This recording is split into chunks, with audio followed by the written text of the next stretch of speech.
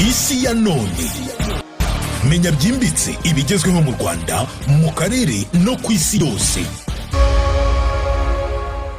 State before Donald Trump's 2016 campaign. Now it pops up regularly in Hejuru y'ububasha na za guverinoma zo muri iyi si, hari bamwe badasiba kuvuga ko uko leta zimwe na zimwe zo muri iyi si zitwara, hari izindi mbaraga ziba ziziri inyuma. Mu buryo runaka, izo leta zishobora gufatamo ibyemezo biturutse mu buryo bwa gisirikare, mu buryo bw'ubukungu ndetse n'ikoranabuhanga igezweho muri iki gihe. Hari bamwe badatinda kuvuga ko hari indi miryango y'ibanga ishobora kuba iyoboye isi mu buryo runaka wowe ubwawe utabasha gusobanukirwa cyangwa se ibyo unatekerezaho rimwe na rimwe. Hari imwe mu miryango ikunda gushyirwa mu majwi irimo Illuminati ndetse n'indi igiye itandukanye nka Freemasonry, ngo bivuga ko ishobora kuba irimo bamwe mu bategetsi babarizwa muri iyi si, aho bahurira inyuma mu gikari bakaba bafata imyanzuro runaka twe ubwacu nk'abaturage bari aho basanzwe tutajya tubasha gusobanukirwa ngo tumenye mbese byagenze gute. Hanyuma y'aho ngaho hari n'abandi bajya bavugwa ndetse bashyirwa mu majwi cyane bitwa Deep State. Ni agatsinda k'abantu babishyize hamwe bagafatira imyanzuro isi ndetse n'uko buri kimwe cyose kigomba kugenda mu gihe runaka, mu bukungu, muri politike, muri siporo ndetse no mu ikoranabuhanga n'ibindi bitandukanye. Ese Deep State ni iki? Ni agatsiko koko? Ngwino tujyane dusobanukirwe byinshi bivuga kuri Deep State. Wahaye ikaze, nitwa Tuyisenge Chrétien. Ukomeje gutega amatwi no gukurikirana isi ya none. Ndagusaba gukora subscribe kugira ngo tujye dukomeza kubana ukuri n'impaka muri Deep State. Mu bihugu byinshi ku isi, ubutegetsi bugaragara bukorwa n'abayobozi batowe n'abaturage, ariko hari igitekerezo kivuga ko nyuma y'ubutegetsi bagaragaza ko hari abantu cyangwa inzego zifite imbaraga zikomeye zishobora kugenzura ibyemezo bya leta. Icyo gitekerezo nicyo bita Deep State. Ijambo Deep State ryatangiye gukoreshwa cyane mu gihugu cya Turukiya mu myaka yashize. Hari abantu bavuga ko ndetse banavugaga ko bamwe mu basirikare, abashinzwe iperereza n'abandi bakozi bakomeye ba leta bagiraga uruhare rukomeye mu miyoborere y'igihugu. Ibi byatumaga ndetse bigatera urujijo abaturage muri icyo gihe. Nanone bigatuma bamwe bavuga ko hari ubutegetsi butagaragara bukomeye kandi bukomeje kuyobora igihugu muri icyo gihe mu ya politike isanzwe abantu babonaga. Abasesenguzi bamwe basobanura ko Deep State ari nk'itsinda ry'abantu bari mu nzego za leta n'abakozi b'igihe kirekire mu nzego z'umutekano cyangwa se ubuyobozi. Bashobora kugira imbaraga zikomeye mu byemezo bya politike bafata, ariko ubu bakaba bahisha abaturage urwo ruhande baba bariho ndetse ko atari ngombwa no kuba babamenyesha. Ariko abandi bavuga ko iri jambo rikoreshwa cyane mu mpaka za politike kurusha ko rifite ibimenyetso bimwe na bimwe bifatika. Mu gihugu cya Leta Zunze Ubumwe za Amerika, ijambo Deep State ryakunze kumvikanaho cyane ndetse n'aho abantu benshi bakunda gutanga urugero iyo bari kurikoresha.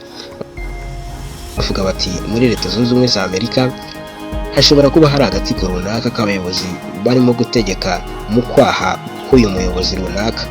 Muri Leta Zunze Ubumwe za Amerika rero iri jambo ryabaye gikwira, ryagiye rikoreshwa cyane mu biganiro bya politiki.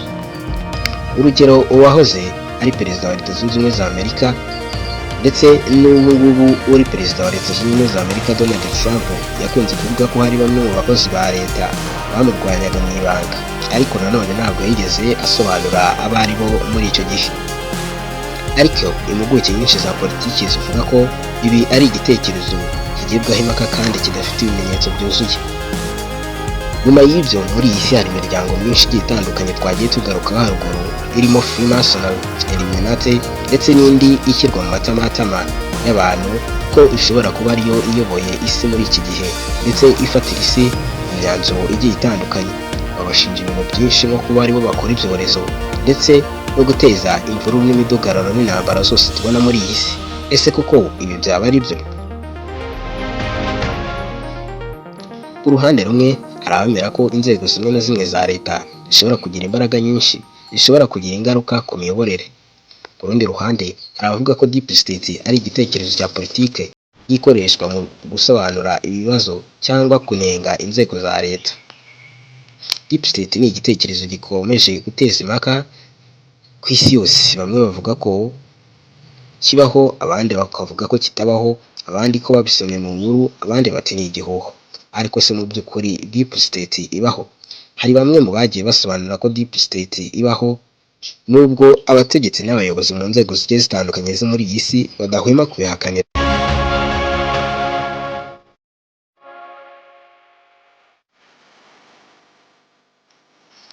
Ijambo deep state ni ijambo n'ubundi ryatangiye kwamamara mu mwaka w'1990 kugeza mu mwaka wa 2010, aho bamwe mu banyepolitike bavugaga ko hari abakozi b'inzego za leta badatorwa n'abaturage ariko bagira imbaraga mu gufata ibyemezo. Impamvu abantu benshi babyemera nuko hari ibyo bashingiraho iyo bajya kuvuga ibi ngibi. Hari ibintu bituma abantu bumva ko byaba bishoboka kuko uyu muryango w'ibanga wabaho, amabanga ya leta n'ibindi bitandukanye. Ibihugu byinshi bigira bikorwa mu ibanga, cyane cyane mu nzego z'ubutasi cyangwa igisirikare. Urugero nk'ibikorwa by'ingenzi by'inzego z'ibanze ndetse n'ibindi bitandukanye. Ibikorwa by'inzego nka Central Intelligence Agency cyangwa National Security Agency hari byinshi bidatangazwa. Icya kabiri abaturage bagenderaho ariko biba ari ngombwa nyine ni amateka y'ibikorwa byagiye bihishwa. Hari ibyabaye mu mateka byagaragaye inyuma ko byari byarahishwe. Urugero aho Watergate scandal yo muri Leta Zunze Ubumwe za Amerika yerekanye ko hari ibikorwa byinshi cyane by'ibanga byakozwe na bamwe mu bayobozi. Ikindi kintu bagenderaho ni amasosiyete manini cyangwa abaherwe bashobora kugira influence cyangwa se imbaraga mu buryo bumwe cyangwa ubundi mu bya politiki kubera amafaranga cyangwa ubukungu. Hari abahanga benshi mu bya siyansi ndetse n'imitekerereze nabo bagize byinshi basobanura kuri iki kijyanye na deep state. Hari amatsinda n'inyungu cyangwa iyo bita interest groups ashobora kugira imbaraga, ariko nta gihamya yerekana ko hari itsinda rimwe ry'ibanga rigenzura isi yose cyangwa imbaraga zose. Impamvu inyigisho ikunze cyane kugibwaho impaka na benshi ni uko abantu benshi bayemera uku nguku mu buryo butandukanye. Ibibazo byo ku isi bigoye kubyumva, hari igihe n'abayobozi badatanga amakuru yose, abantu bashaka impamvu yoroshye y'ibintu bikomeye n'ibindi bitandukanye. Mu magambo magufi hariho kuko amatsinda akomeye, abaherwe cyangwa inzego z'ibanga zishobora kugira uruhare mu byemezo birimo gufatwa muri icyo gihe. Ariko igitekerezo cy'uko deep state igenzura ibintu byose byo ku isi ni kivugwaho rumwe na benshi, ni gifitiwe n'umuti kuko nta bimenyetso bifatika birabonwa n'abantu benshi batandukanye. Hari bimwe mu bintu bitanu mu mateka byatumye abantu batangira gukeka ko hari deep state ku isi, ndetse bagatangira no kunuganuga ko hari umuryango w'ibanga kuko waba uyoboye iyi si. Dore ibintu bitanu ngibyo. Icya mbere ni icyo bita assassination of John F. Kennedy. Iki ngiki ni igikorwa cyabayeho igihe John F. Kennedy, perezida wa Leta Zunze Ubumwe za Amerika, yicwaga mu mwaka wa 1963.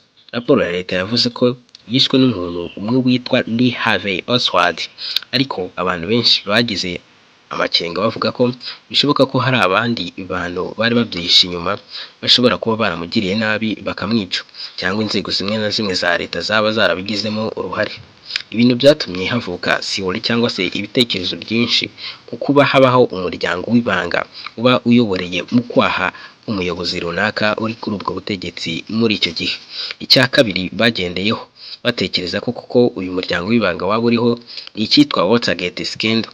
Kuva mu mwaka w'1972 kugeza mu mwaka w'1974, abantu bakoranaga na Perezida Richard Nixon bafashwe bashaka kuneka ishyaka ritavuga rumwe n'ubutegetsi.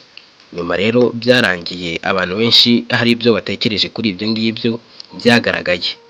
Dore ibyagaragaye ni ibyo ngibyo.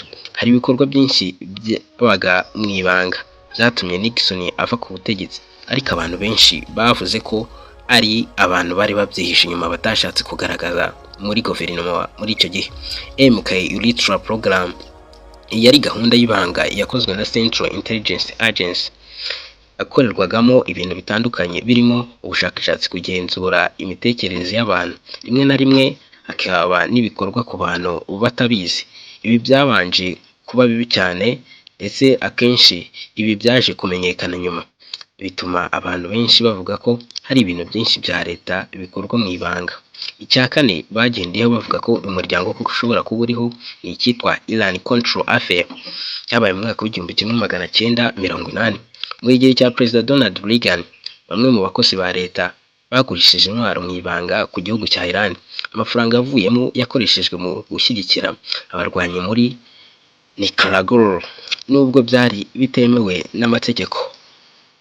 Icya gatanu abantu benshi bagenderaho bavuga ko uyu muryango wabo uriho ni igikorwa cyabaye ku itariki 11 z'ukwezi kwa 10.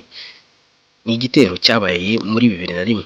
Igitero byabaye muri Leta Zunze Ubumwe za Amerika mu mujyi wa New York muri Pentagon, byatumye havuka siwori cyangwa se ibitekerezo bivuga ko haba hari imwe mu myitwarire yihishe inyuma n'abantu, nubwo iperereza ryagaragaje ko byakozwe n'umutwe w'iterabwoba witwa Al-Qaeda uyobowe na wari uyobowe icyo gihe na Osama bin Laden.